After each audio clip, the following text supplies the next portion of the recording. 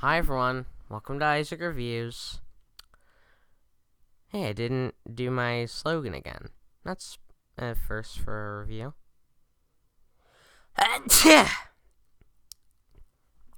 Sorry. Anyways, yesterday I saw Star Wars The Rise of Skywalker, and wait, I think I feel an sneeze coming. Wait, never mind.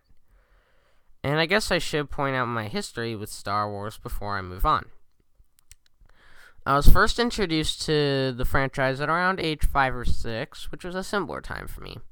Because I didn't need glasses back then. But now I do. So sad. Anyways, my history on the franchise. I love Star Wars. I adore the original trilogy. I kind of enjoyed Rogue One and also enjoy The Force Awakens. And I tolerated Solo, and I hated the prequels outside of Episode 3. That one was okay. And I loathed The Last Jedi.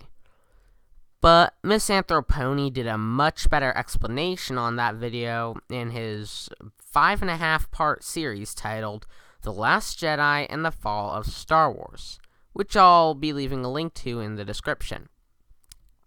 But basically, it goes over everything wrong with The Last Jedi, and also some of the controversies behind the scenes, like Kathleen Kennedy's toxic feminism and Rian Johnson's stubbornness and idiocy.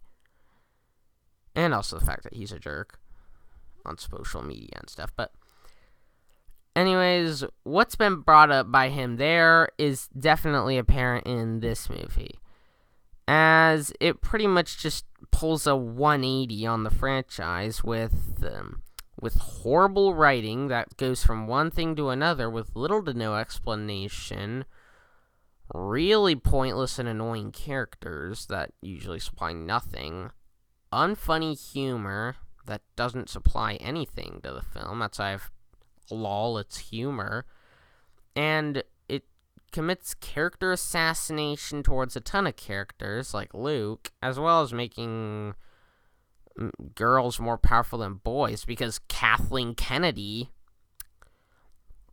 But let's not talk about Last Jedi. We're here to talk about this. What does it bring to the franchise?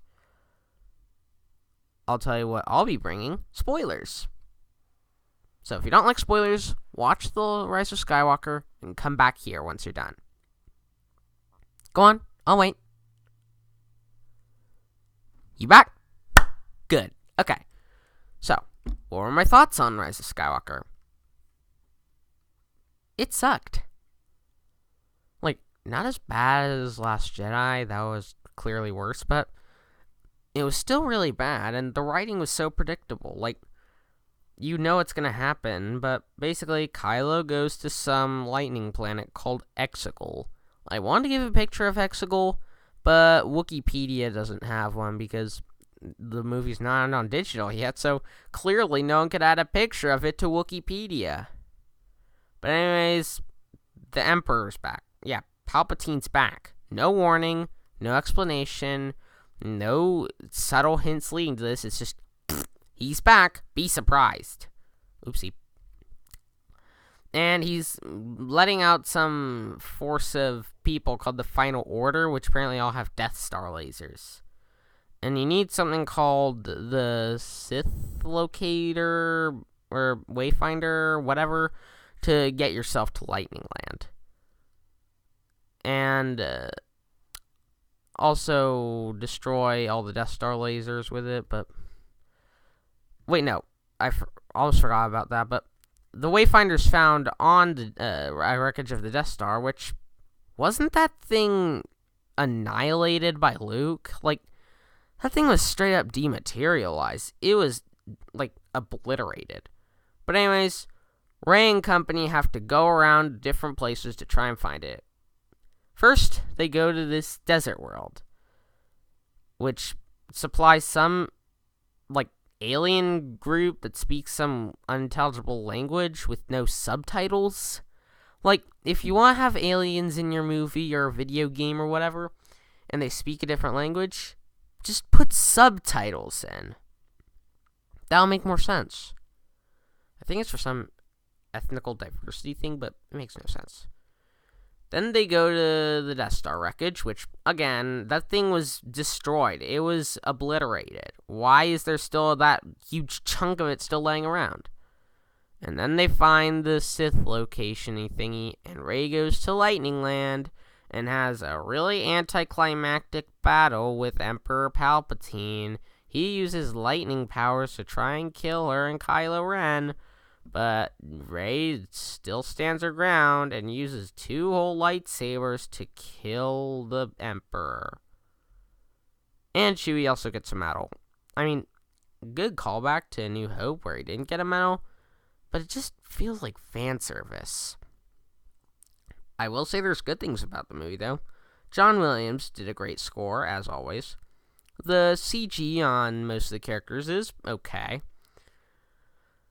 And aside from those 2 small things, there's nothing else that good about the movie.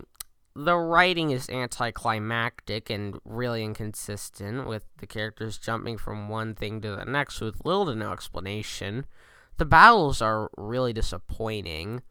The new things established don't make any sense whatsoever. And with how this movie does its best to try and cover up The Last Jedi, like with how Ghostbusters Afterlife is pretty much ignoring the Girl Power remake, I'll admit, I don't want to think about that movie even, but it still is going to make it inconsistent to the rest of the lore. But still, Last Jedi is definitely worse. But yeah, this one's still a bad movie. So if you want a good Star Wars sequel in the sequel saga, watch The Force Awakens. It's not like amazing, but you'll still probably enjoy it. Or if you want a good movie finale that's come out this year, watch any of the other 3 we got. Those are definitely superior. But as for this movie, it sucked anyway. 4 out of 10. Join me next time I review. Ew! Gross! No, thank you. Well, it's probably gonna suck anyway. I mean, IMDb's not been that kind to it. And our last movie of this year. Sorry, I'm kind of congested. And also, the last animated movie of the 2010 decade, Spies in Disguise. Honestly, it looks okay. As long as it's not as awful as the 2 other films Blue Sky made in the last 2 years. Or 3, technically. Or just the last 2 movies Blue Sky made, in general. Okay, that's all the time I've got. I gotta get back to playing Animal Crossing New Leaf on my Nintendo 3DS. Thanks for watching, Isaac Reviews, and I'll see you next time. Bye.